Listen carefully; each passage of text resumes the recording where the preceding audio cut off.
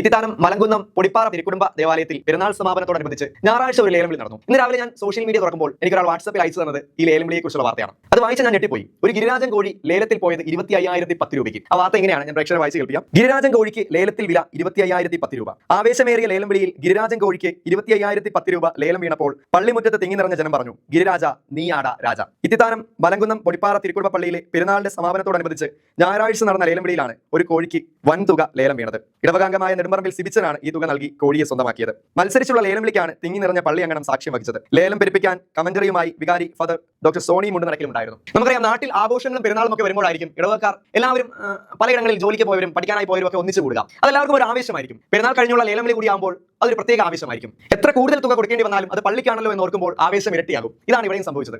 എന്തായാലും ഞാൻ ചുമ്മാ ഒന്ന് ഗൂഗിളിൽ ഇപ്പോഴത്തെ ഗിരിരാജൻ കോഴിയുടെ ഇപ്പോഴത്തെ മാർക്കറ്റ് റേറ്റ് ഗൂഗിൾ എന്ന് പരതി ഒരു കാര്യം ഉറപ്പാണ്. തന്റെ വില കേട്ട കോഴിയുടെ കണ്ണ് തുറക്കുക മാത്രമല്ല, കണ്ണ് തള്ളി പുറത്തേക്ക് പോന്നിട്ടുണ്ടാവുമെന്ന് തീർച്ചയാണ്.